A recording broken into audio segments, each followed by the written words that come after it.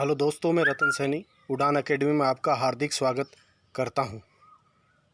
आज हमारा टॉपिक रहेगा मूल अधिकार। इससे पूर्व हमने भारतीय संविधान के स्रोत एवं उसकी विशेषताएं का अध्ययन कर लिया है। तो आइए हम मूल अधिकारों की चर्चा करते हैं। प्रत्येक सभ्य एवं सुसंस्कृत राज्य अपने नागरिकों को वे अधिकार प्रदान करते हैं जो व्यक्ति के जीवन के लिए अनिवार्य हों। लोकतंत्रीय शासन व्यवस्था का मूल आधार नागरिकों की उन्नति एवं व्यक्ति के अधिकारों को सुनिश्चित करना होता है। प्रजातंत्र में ही नागरिकों के मूल अधिकारों की कल्पना की जा सकती है। अन्य शासन व्यवस्थाओं में नागरिकों को मूल अधिकार प्राप्त नहीं होते हैं। इस प्रकार प्रजातंत्र नागरिकों के अधिकारों का आधार स्तंभ है। भारतीय संविधान के भाग 3 में अनुच्छेद 12 से 35 तक कुल 23 अनुच्छेदों में मूल अधिकारों का विस्तृत वर्णन किया गया है।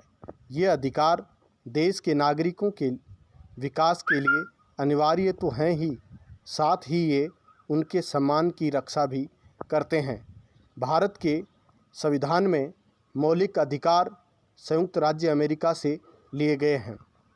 विश्व के अन्य संविधानों में उल्लेखित नागरिक अधिकार पत्रों की तुलना में भारतीय संविधान के भाग 3 में मौलिक अधिकारों का विस्तृत रूप से उल्लेख किया गया है। इसलिए संविधान के भाग 3 को भारत का अधिकार पत्र अथवा मैग्ना कार्टा कहा जाता है। मूल अधिकार का अर्थ।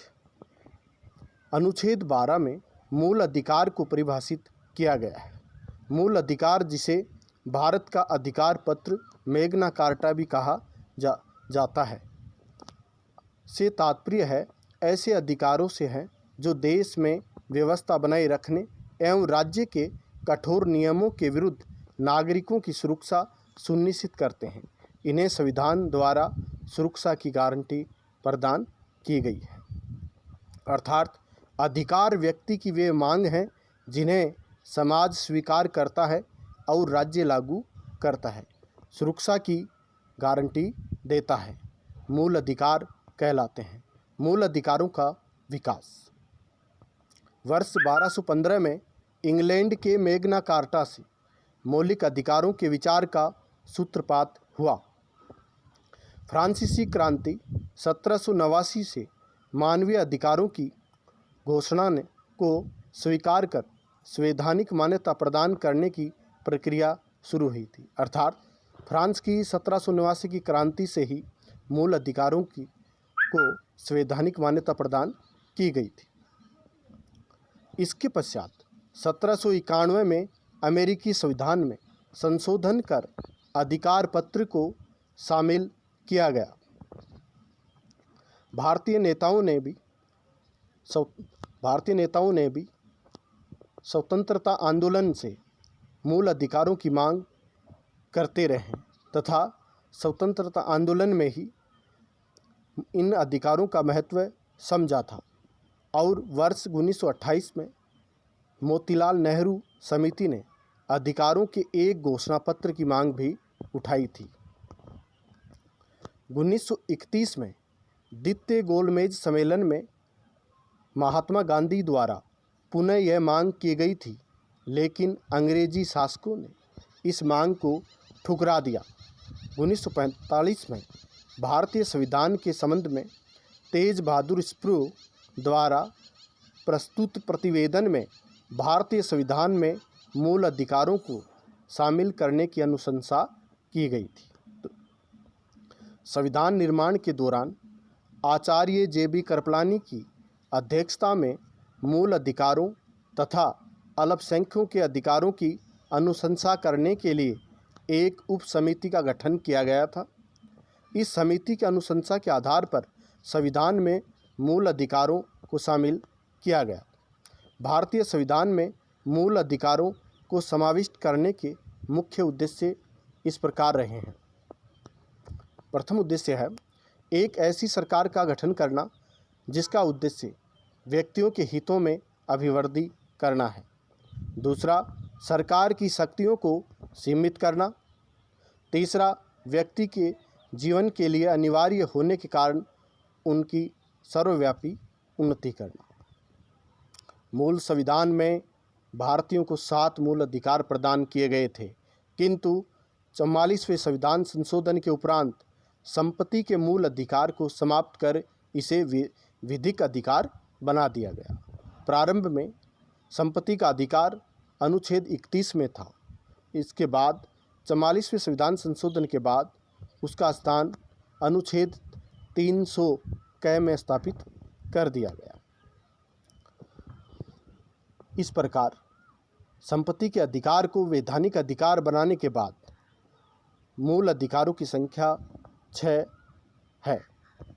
मूल अधिकारों का वर्गीकरण। वर्तमान में मौलिक अधिकारों की संख्या 6 है। प्रथम है समानता का अधिकार। समानता का अधिकार अनुच्छेद 14 से 18 तक है।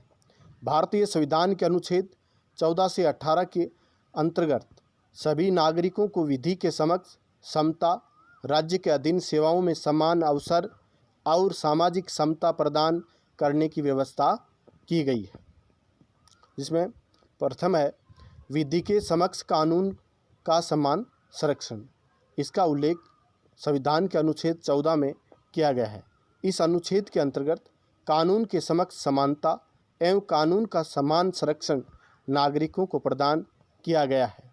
अनुच्छेद 14 में वर्णित विधि का शासन संविधान का आधारभूत ढांचा है, अतः इसे अनुच्छेद 368 के तहत संशोधित नहीं किया जा सकता।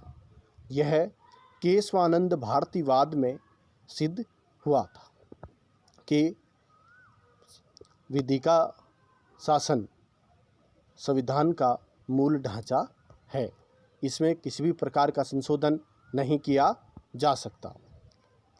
भेदभाव का निषेध। इसका उल्लेख अनुच्छेद 15 में किया गया है। इस अनुच्छेद में इस बात का स्पष्ट उल्लेख किया गया है कि किसी नागरिक के विरुद्ध धर्म, जाति, लिंग या जन्म के स्थान पर या स्थान के आधार पर भेदभाव नहीं किया जा सकता। अगला, लोक नियोजन के विषय में अवसर की समानता, जिसका उल्लेख संविधान के अनुच्छेद 16 में किया गया है। संविधान के अनुच्छेद 16 भाग 1 व 16 भाग 2 राज्य के अधीन किसी पद या नियुक्ति के विषय में सभी नागरिकों को समान अवसर प्रदान करता है। निम्न वर्ग के लिए अनुच्छेद 16 भाग 3 से 16 भाग 5 तक प्रावधान किए गए हैं। अनुच्छेद 16 भाग 3 के तहत राज्य नौकरियों में निवास के आधार पर विभेद कर सकता है। अनुच्छेद 16 भाग 4 के तहत राज्य सामाजिक और आर्थिक रूप से पिछड़े वर्गों के लिए विशेष उपबंध करने का अधिकार प्रदान करता है। इससे अगला अस्पृश्यता का अंत अनुच्छेद 17 में इसका उल्लेख किया गया है।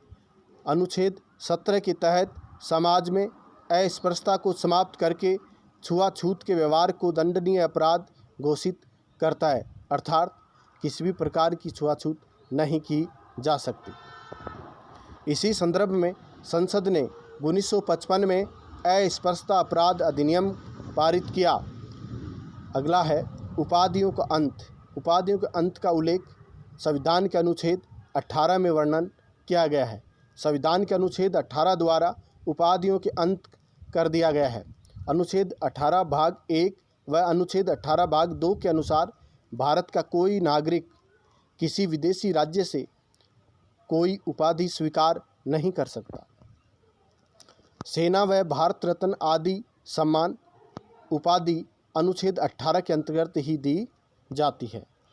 अगला है अधिकार नंबर 2, स्वतंत्रता का अधिकार, जिसका उल्लेख संविधान के अनुच्छेद 19 से 22 तक है। अनुच्छेद 19 से 22 तक में व्यक्ति के स्वतंत्रता संबंधी अधिकार उल्लेखित हैं। अनुच्छेद 19 में प्रारंभ में 7 स्वतंत्रताएं प्रदान की गई थी, लेकिन खंड F संपत्ति के अर्जन, धारण और व्ययन का अधिकार 44वें संविधान संशोधन के द्वारा हटा दिया गया। अब अनुच्छेद 19 के तहत 6 स्वतंत्रताएं रह गई हैं, जो इस प्रकार हैं। प्रथम है भाषण और अभिव्यक्ति की स्वतंत्रता। अनुच्छेद 19 भाग 1A के तहत भारत के सभी नागरिकों को विचार करने, भाषण देने आदि की स्वतंत्रताएं प्राप्त हैं, अर्थात विचार, अभिव्यक्ति, भाषण देने की स्वतंत्रता प्राप्त है। पॉइंट नंबर 2, प्रेस की स्वतंत्रता। अनुच्छेद 19 भाग 1A में प्रेस की स्वतंत्रता भी प्रदान की गई है। पॉइंट नंबर 3, सम्मेलन की स्वतंत्रता। अनुच्छेद 19 भाग 1B के अंतर्गत भारतीय नागरिकों को शांतिपूर्वक सभा करने की स्वतंत्रता प्रदान की गई है। अगला, संगठन निर्माण की स्वतंत्रता। अनुच्छेद 19(1)(c) के तहत भारत के समस्त नागरिकों को संस्था या संघ बनाने की स्वतंत्रता प्रदान करता है। पॉइंट अगला, निवास की स्वतंत्रता। अनुच्छेद 19(1)(e) के तहत सभी नागरिकों को संपूर्ण भारत में बसने या निवास करने की स्वतंत्रता प्रदान की गई है। पॉइंट 6, व्यापार, व्यवसाय और रोजगार की स्वतंत्रता। अनुच्छेद 19(1)(u) के तहत भारत के सभी नागरिकों को रोजगार, व्यवसाय करने की पूर्ण स्वतंत्रता प्राप्त है। अपराधों की दोष सिद्धि के विषय में संरक्षण। इसका उल्लेख अनुच्छेद 20 के तहत किया गया है, अर्थात अनुच्छेद 20 के तहत उन व्यक्तियों को जिन पर अभियोग लगाया गया है को संवैधानिक संरक्षण प्रदान किया गया है। इसके अनुसार किसी व्यक्ति को उस समय तक अपराधी नहीं ठहराया जा सकता जब तक अपराध सिद्ध नहीं होता। व्यक्तिगत स्वतंत्रता तथा जीवन की सुरक्षा का अधिकार। व्यक्ति स्वतंत्रता तथा जीवन की सुरक्षा का अधिकार अनुच्छेद 21 में उपबंधित है। इसके अनुसार किसी व्यक्ति को उसके प्राण और दैहिक स्वतंत्रता से विधि द्वारा स्थापित प्रक्रिया के अनुसार ही वंचित किया जाएगा, अन्यथा नहीं। अनुच्छेद 21 से संबद्ध प्रमुख निर्णय। गोपालन बनाम मद्रास राज्य 1950 वाद में न्यायालय द्वारा प्राण और दैहिक स्वतंत्रता का तात्पर्य शारीरिक स्वतंत्रता बताया था। मेनका गांधी बनाम भारत संघ 1978 के वाद में उच्चतम न्यायालय ने निर्णय दिया कि प्राण का अर्थ मानवीय गरिमा के साथ जीवन यापन करने का अधिकार है। इस निर्णय में न्यायालय ने विधि द्वारा स्थापित प्रक्रिया के स्थान पर विधि द्वारा उचित प्रक्रिया को अपनाया। वर्ष 2012 में सुप्रीम कोर्ट ने नींद के अधिकार को जीवन जीने के अधिकार के लिए आवश्यक अधिकार माना। व्यक्तिगत स्वतंत्रता और जीवन की सुरक्षा के अंतर्गत निम्न अधिकारों को सम्मिलित किया गया है। निःशुल्क विधिक सहायता का अधिकार, मानवीय गरिमा का अधिकार, पुलिस की क्रूरता के विरुद्ध अधिकार, अपील करने का कानूनी अधिकार और 5वां है जीविकोपार्जन का अधिकार। इसके लिए ही रोजगार गारंटी अधिनियम पारित किया गया, जिसके तहत नागरिकों को वर्ष में 100 दिन के रोजगार का अधिकार दिया गया, जो वर्तमान में भी विद्यमान है। नरेगा कर्मचारियों को रोजगार इसी के तहत दिया जाता है। अगला है गिरफ्तारी और नज़रबंदी की स्थिति में संरक्षण, जिसे निवारक निरोध का अधिकार भी कहा जाता है। इसका उल्लेख संविधान के अनुच्छेद 22 में किया गया है। अनुच्छेद 22 में नागरिकों को बंदी बनाए जाने के कारणों को जानने का अधिकार है। बंदी बनाए गए व्यक्ति को वकील से सलाह लेने तथा अपने बचाव के लिए प्रबंध करने का अधिकार 22 भाग 1 में दिया गया है। बंदी व्यक्ति को 24 घंटों के भीतर निकटस्थ मजिस्ट्रेट के समक्ष प्रस्तुत करना आवश्यक होगा। अगला है अधिकार नंबर 3, शोषण के विरुद्ध अधिकार, जिसका उल्लेख 2 अनुच्छेदों में अनुच्छेद 23 और 24 में किया गया है। अनुच्छेद 23 में मानव के दुर्व्यापार, बेगार और सभी प्रकार के बलात् श्रम को प्रतिबंधित करता है। दुर्व्यापार से तात्पर्य है मनुष्य का क्रय विक्रय, बेगार एवं बिना वेतन के कार्य करवाना, जिसका उल्लेख अनुच्छेद 23 में किया गया है। अनुच्छेद 24 के अनुसार 14 वर्ष से कम आयु वाले किसी बच्चे को कारखानों या अन्य किसी जोखिम भरे काम पर नियुक्त नहीं किया जाएगा। अगला है चौथा अधिकार, धार्मिक स्वतंत्रता का अधिकार, अनुच्छेद 25 से 28 तक। धार्मिक स्वतंत्रता का अर्थ है कि राज्य किसी भी धर्म में आस्था रखने या न रखने के बारे में कोई हस्तक्षेप नहीं करेगा। भारतीय संविधान के अनुच्छेद 25, 26, 27, 28 धार्मिक स्वतंत्रता का अधिकार प्रदान करते हैं। एस.आर. बम्बई बनाम भारत संघ 1994 में पंथ निरपेक्षता को आधारभूत ढांचे का भाग घोषित किया गया है। अगली है अंतःकरण की स्वतंत्रता। अंतःकरण की स्वतंत्रता का उल्लेख संविधान के अनुच्छेद 25 के अनुसार सभी व्यक्तियों को अंतःकरण की स्वतंत्रता और किसी भी धर्म को अबाध रूप से स्वीकार करने या प्रचार करने का अधिकार प्राप्त होगा। कृपाण धारण करना सिख धर्म को मानने का भाग समझा जाएगा। इस अनुच्छेद के प्रयोजनों के लिए सिख, जैन और बौद्ध भी हिंदुओं में शामिल होंगे। ये भी अनुच्छेद 25 का प्रावधान है। धार्मिक मामलों के प्रबंधन की स्वतंत्रता, इसका उल्लेख अनुच्छेद 26 में किया गया है। अनुच्छेद 26 के तहत धार्मिक कार्यों के प्रबंधन का अधिकार प्राप्त है। संस्था की स्थापना, पोषण आदि, जिसका उल्लेख अनुच्छेद 26 में दिया गया है। अगला, धर्म की अभिवृद्धि के लिए कर न देने की स्वतंत्रता अनुच्छेद 27 में दी गई है। अर्थात कोई भी व्यक्ति धार्मिक कार्य के लिए कितना भी धन खर्च कर सकता है, उस पर टैक्स नहीं लगता। अनुच्छेद 27 में उल्लेखित है कि किसी भी व्यक्ति को किसी विशिष्ट धर्म की अभिवृद्धि अथवा पोषण में किए गए खर्च के लिए किसी भी प्रकार का कोई कर देने के लिए विवश नहीं किया जाएगा। अगला, राजकीय शिक्षण संस्थाओं में धार्मिक शिक्षा का निषेध, इसका उल्लेख संविधान के अनुच्छेद 28 में किया गया है। अनुच्छेद 28 के अनुसार राजकीय निधि से संचालित किसी भी शिक्षण संस्था में किसी भी प्रकार की धार्मिक शिक्षा नहीं दी जाएगी। अर्थात किसी सरकारी अनुदान से चलने वाले विद्यालय, महाविद्यालय में किसी भी प्रकार की धार्मिक शिक्षा नहीं दी जा सकती। अगला, पांचवा जो अधिकार है, संस्कृति और शिक्षा संबंधी अधिकार, जिनका उल्लेख संविधान की अनुच्छेद 29 और 30 में किया गया है। संस्कृति और शिक्षा संबंधी अधिकार अनुच्छेद 29 और 30 में उल्लेखित किया गया है। अल्पसंख्यक वर्गों के हितों का संरक्षण, इसका उल्लेख अनुच्छेद 29 में किया गया है। अनुच्छेद 29 के अनुसार भारत में निवास करने वाले नागरिकों के प्रत्येक वर्ग को जिसकी अपनी भाषा, लिपि अथवा संस्कृति है, उसे बनाए रखने के अधिकार की गारंटी देता है।